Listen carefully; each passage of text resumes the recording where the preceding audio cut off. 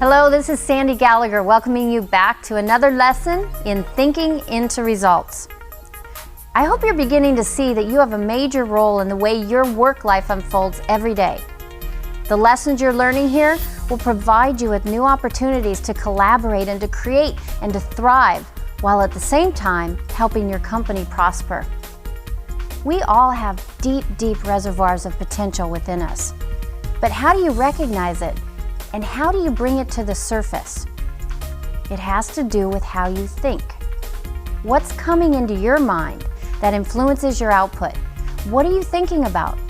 Is it what you want or is it what you don't want? Are you thinking about problems or are you thinking about solutions? One of my favorite quotes is from Ralph Waldo Emerson. And it's so simple, but it's so powerful. And it has a special meaning for this upcoming lesson. He says, we become what we think about all day long.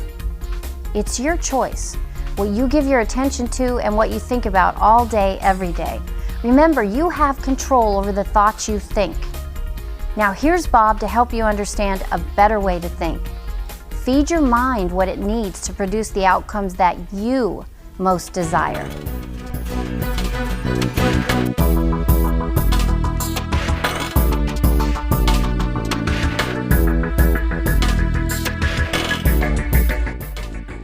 Hello there and welcome. I am going to introduce you to a concept that literally changed the course of my life. And I could take you into executive offices from Kinabalu to Kentucky. And the executive officers would tell you that this concept literally changed the direction of their company. It made a bigger difference in the bottom line of their financial statement than any other one idea they'd ever entertained. But before I get into that idea, let me tell you how I came across it. Do you know, many years ago, I was sitting in a fire hall in Toronto. That was the best job I'd ever had. I was earning $4,000 a year and I owed $6,000. My whole day was filled with, how can I get these creditors off my back? And I was introduced to this book. This is the book, Think and Grow Rich by Napoleon Hill. And the man that gave it to me said, Bob, you're quite capable of changing the direction of your life. And he said, if you do what this author says, everything in your life is going to change. Now, I did not believe that. There's no way that I could believe that. But I'll tell you what I did. This guy was so adamant, and he talked to me on a number of different occasions, that I believed in his belief in me. See, I didn't believe in myself. I had no formal education, I had no business experience, and the idea of changing my life was the furthest thing from my mind. Then he asked me, he said, well, who are you? And I said, I'm Bob. I thought it was a dumb question. I said, you know who I am? No, he said, that's who you think you are. But he said, Bob and Proctor are just two words, that's your name. Isn't it strange how we look at a person, we'll say, that's Sandy, that's Todd, that's Bob. No, that's their name, but it's not them. Bob and Proctor are two words. I'll probably use those two words for my name all the time I'm here, but it's not me. And I said, well then, this is me. No, he says, that's not you. He said, that's your body. And I'm thinking, I'm not my name, and this isn't me. See, I couldn't figure out where he was going. Now, what he was trying to do is help me understand who I was. If I was going to change the results in my life, I better know who I am. Now, do you know that you can go all the way through our educational system? You can go to some of the most prestigious universities in the world and leave there and know very little about yourself. Gather a lot of information, but not know who you are. Most people do think they're their name. They think this is me. But you've never heard anyone say, am hand. You've never heard anyone say, am head, am body. We say, my hand, my head, my body, my name, and my results. And that's how this man approached it. His name was Ray Stanford. Ray's gone now, but he was without question one of the best friends I'll ever have. And then he suggested that I read that book. He said, do you ever read anything? And I said, no, I can't read. Now that wasn't true. I could not well, but I could. You see, I found out that I read about as well as most people. Do you know the average person reads at around a grade 7 level? And that's because we learn to read by the time we're in grade 7, and we never improve upon the skill from that point on. Do you know, life is It's rather strange. The most important things we never learn. Do you know that 1% of our population earns 96% of all the money that's being earned? The average person has absolutely no concept about how to earn money. We go through our educational system and never learn how. You could have a degree in economics and not learn how to earn money. Another thing we don't learn is we don't learn how to make decisions. That's why you have so many people wandering around saying, what do you think I should do? Well, you see, all this, as Ray pointed out, stems back to not knowing who we are. And so he got me thinking, and he said, start reading. He said, the secret of the ages are locked up in books. In fact, Robert Collier wrote a book, and that was the title of it, The Secret of the Ages. And he got me studying this, and I studied this book, and I kept reading, and I kept reading it, and I kept trying to do things, and everything started to change. I set a goal of earning $25,000. And you know, in less than a year, I was earning $175,000. Then I took it over $1 million. But if you were to ask me what I had done, I couldn't tell you. You say, well, how'd you earn the money? Well, I started a business. You see, when I set the goal of earning money, I did what this man said. I wrote the goal on a card, I put the card in my pocket, and I read it as often as possible every day. A goal card. Isn't that strange? This is the direction I'm going in my life. This is where I'm going. And so I'd read it every day. Now I had on the card that I was going to earn this $25,000. What'd that do? That caused me thinking of earning money. Now prior to that I was thinking of debt. You'd say, well, you know, is thinking of debt a bad thing? Well, we become what we think about. You say, but what about getting out of debt? If your goal is to get out of debt, it's the worst goal you'll ever set, because you're thinking debt, you'll be in it. You've got to think prosperity. And so I started to read this card, and I started to hear people talking about earning money. Somebody said there's good money cleaning floors. I said, I'm not proud, I'll clean floors. Well, do you know I ended up cleaning floors in Toronto, Montreal, Boston, Cleveland, Atlanta, London, England. I kept reading this book. And then I found Earl Nightingale's condensed narration of this book, and I started to play a long playing record, drive around with a record player in a car. My behavior was rather strange. I didn't know anyone else that was doing this. And anyone that knew me didn't know anyone else that was doing it. And they thought, why is he doing this? And I didn't know. Now my life changed so dramatically, and I couldn't find anyone that could tell me what really happened. Now most people that earn a lot of money, they're not really interested in what they do so different. They just enjoy the money. That didn't settle with me. I wanted to know, why did I change? See, I had been raised to believe if you don't go to school, you can't win. I was raised to believe if you haven't got business experience, you can't get a good job. I was raised to believe all kinds of things that are not true. They are not true. Now, I'm not anti-education. I made sure my kids went through school. In fact, I think studying and education is sacred. I have a great library of books now. That was the first book I ever read. I have thousands of books. And I've been reading them all, and I've been reading now for 50 years. I just can't read enough. I want to learn more, but I wanted to find out why I changed. And I couldn't find anybody that could tell me. I could find no one that could tell me. I thought it was the book and the records. I bought the book and I gave it to people, and I gave them records, and nothing happened. Well, I began to study, and I was living in Chicago at the time, and I heard about a man in Vancouver, British Columbia. His name was Leland Val van der Waal. He was a great big man. And they said, you should go and listen to him. He's wise. He knows a lot of different things that people don't know. So I flew out to British Columbia.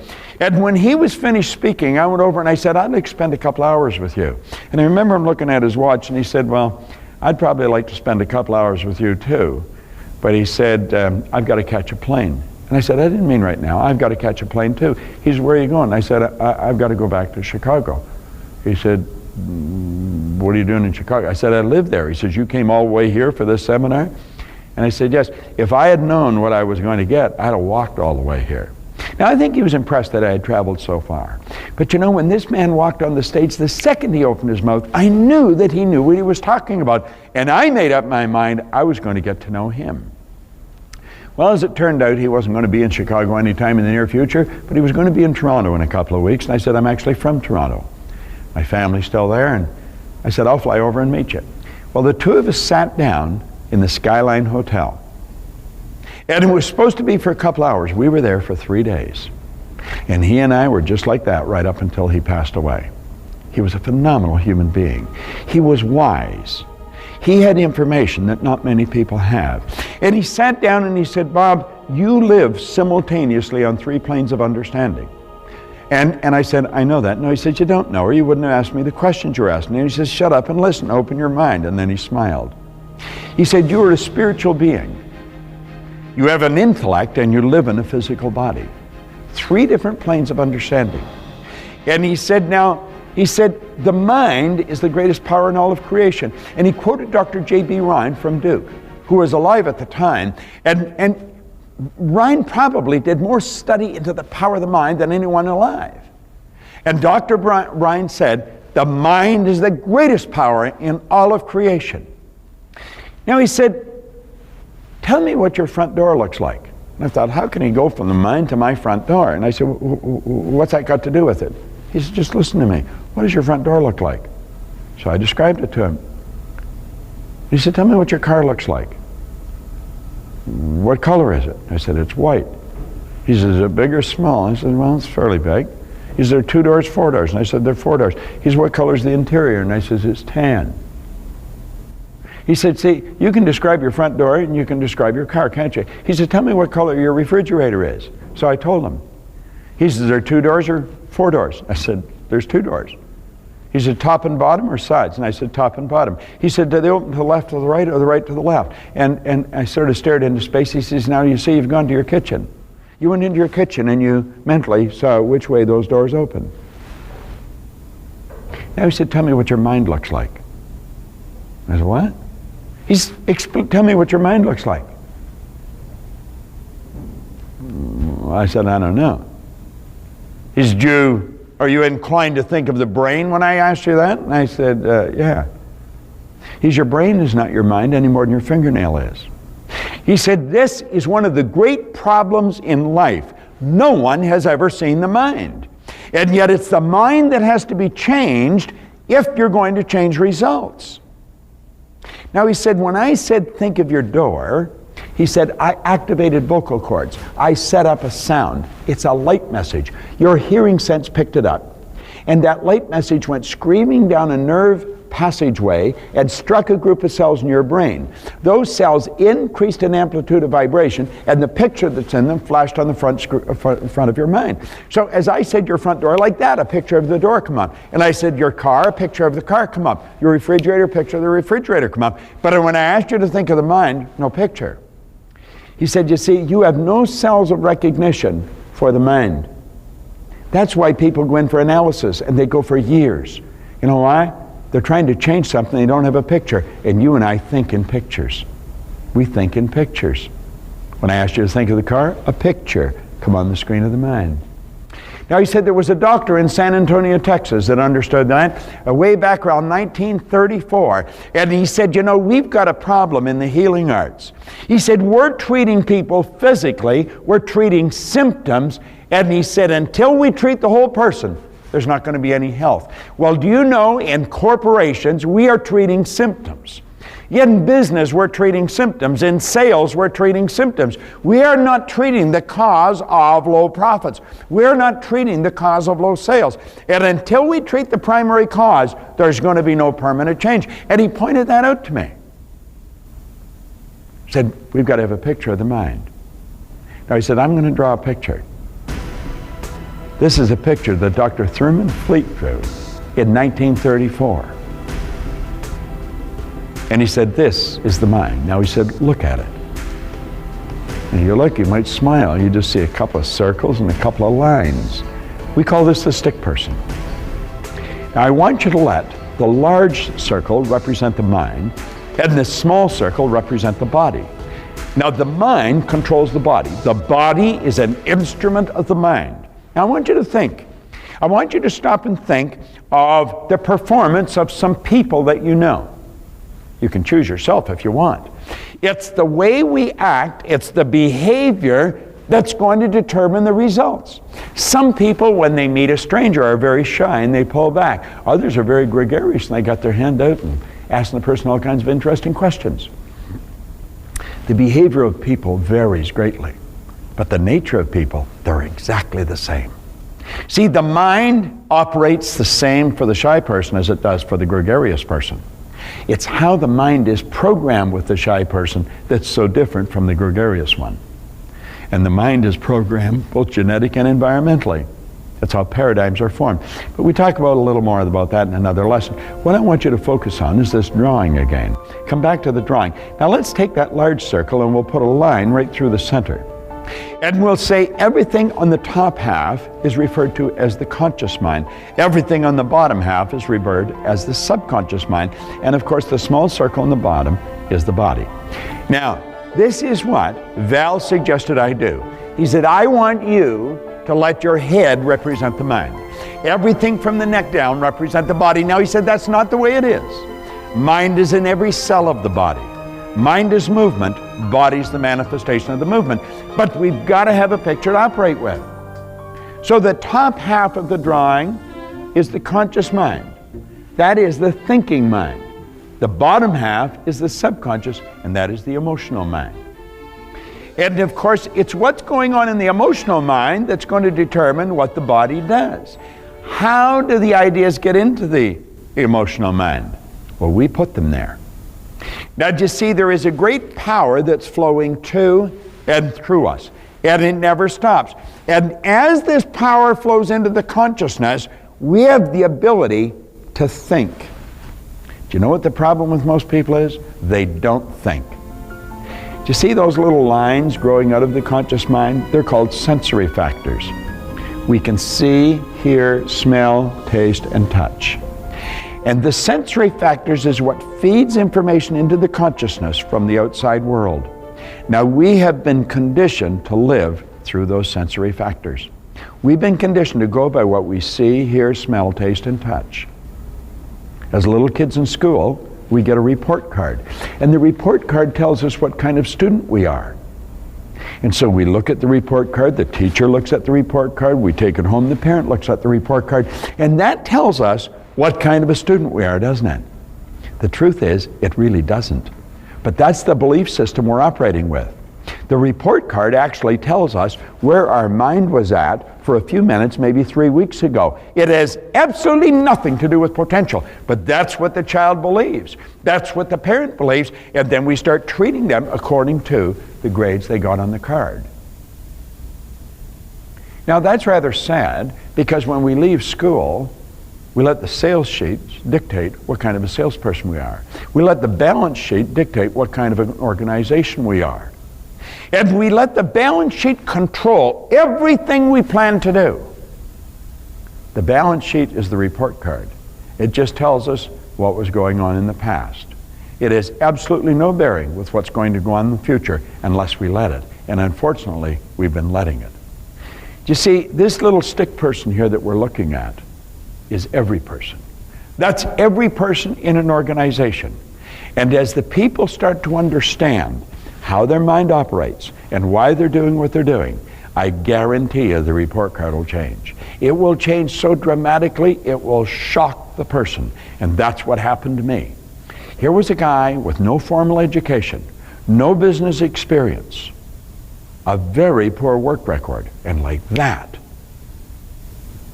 he was building a company that operated in a number of different cities, in 3 different countries, doing millions of dollars volume. And he had absolutely no idea what he was doing. He was operating with a picture. He had a picture in his mind of what he wanted, and through repetition, he planted that picture in the subconscious mind. And what was planted in the subconscious mind had to move into form. All right, now let's pay real close attention to this graphic illustration, because this is really the creative process on how it all works. There's a power flowing into your consciousness. This is your thinking mind, and this is where dreams are built. And you take those dreams and you impress them upon your subconscious mind. Now, this is what causes the feeling in your consciousness. This is how you get emotionally involved in the idea. Those emotions then are expressed with and through the body, and that's what causes the body to change in its state of vibration. As the vibration changes, the action changes. And when your action changes, the universe reacts to that. It's action-reaction. The reaction alters your conditions, your circumstance, and your environment. Or, as we say, your results. Now that is a process. If you go through that a number of times, just keep playing this over and over again until it's indelibly printed on the screen of your mind. Then when you find that you're not feeling good, you know that you're emotionally involved with the wrong idea. Or if you find the things that are coming into your life are not to your liking, you've got to ask yourself, how am I acting? What am I emotionally involved with? What kind of ideas am I thinking? You see, this is the process. And as you understand it, then you can keep reflecting in your own life. And you'll know what's going on inside. You can always tell what's going on inside by what's happening on the outside. You know, James Allen, in his marvelous little book, As a Man Thinketh, he said, we think in secret, and it comes to pass. Environment is but our looking glass. Whatever's going on in your outside world is a reflection of what's going on in the inside world. You control the inside. Live from the inside out, and quit living from the outside in. So as we go through these lessons, this drawing becomes the genie. And you're going to understand why and how some of the senior executives in the world love this drawing. I'm going to tell you one thing. I love it. It's changed my life. It's helped me understand me better. And because I understand me, I understand you. See, if I stand back and watch how another person behaves, it's telling me what's going on in the mind. Now, the conscious mind is where we gather information. That's where we pile the books up. But that is not the part that controls the actions of the body. It's not what controls what we do. It's the subconscious mind that does that. See, the conscious mind thinks, the subconscious executes what's impressed upon it, and it expresses it with and through the body. It's the mind and the body that produces the results. And every person ought to understand how it works. We teach it to little children, and we see kids go from failing grades to honors just like that. We've all got the potential. We have got deep reservoirs of potential within us. And what we want to do is learn how to bring it to the surface. We're going to show you how to take all the knowledge your people have already gathered and how to put it to work. And you know where it goes? Right to the bottom line of your financial statement, of their report card, of their bank account. Every person has genius locked up within them. What we have to do is bring it to the surface. That's what this little stick person does. See, where we're thinking of ourselves, we get very confused thoughts. When we bring the stick person into play, we start to see the mind and the body. And we start to understand, if I'm doing this, it's because of what's going on in here. And if I want to change my behavior and results, I've got to change what's going on in the subconscious mind. You're going to learn to love this little drawing, the stick person. It certainly is the genie, and it's going to be the genie in your company. So do you see, when we talk about thinking into results, that's exactly what it's all about. Do you know that all the great leaders all down through history have agreed on one point? They've disagreed on virtually everything else. Every one of them, without exception, have agreed that we become what we think about. Do you know the problem with most people? Most people don't think. Earl Nightingale, my old employer and my mentor, he said if most people said what they were thinking, they'd be speechless. I'm inclined to agree with him. Dr. Ken McFarland, who's gone now, but he was a superintendent of schools over in Kentucky, and he was just an incredible human being, one of America's greatest speakers. He said 2% of the people think, 3% think they think, 95% would rather die than think. You'll say, well, everybody thinks. I'll tell you what to do. Start to pay attention to what people are saying. They'd never say what they were saying if they were thinking. Start to pay attention to what people are doing. They'd never do what they're doing if they were thinking. No. Mental activity does not constitute thinking. See, those sensory factors are like 6-lane highways. There's information rushing into people's conscious mind all the time, and some of it seeps into the subconscious. That's why they start doing this and they stop, and they go over here and they stop, and they go over there. Very few people are focused. We're going to show you, when we go into the lessons on the mental faculties, how to shut off those highways so that all this information that's rushing in and causing conscious confusion stops, and you become focused dedicated and disciplined. That's when your life's going to change. Study this little stick person. Take the lesson that's just on the stick person and review it over and over and over again. Start to see yourself as the stick person, and you'll see everybody else as one. And then you can observe what they're doing, and you know what's going on in their mind. And if you want to get them to change what they're doing, you're going to have to help them understand what's causing them to do what they're doing. I don't care if it's your children or if it's your employees. That's the way it works. I love this little drawing. It has certainly changed my life, and it'll change yours. It's Bob Proctor. Thank you. We're really getting into thinking into results with this lesson, and one of the best ways to learn is repetition.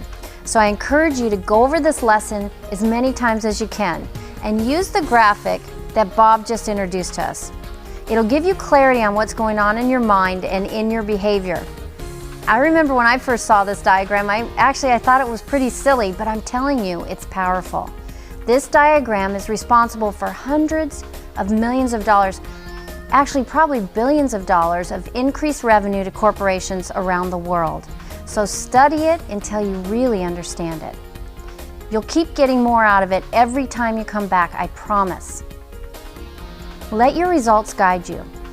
What's happening on the outside always tells you what's going on inside. So what are your worthy goals that you set for your team? Are you seeing them manifest in your world? If not, the exercises for this lesson will help you shift your thinking in a way that leads you closer to those goals. And remember, you have control over the thoughts you think.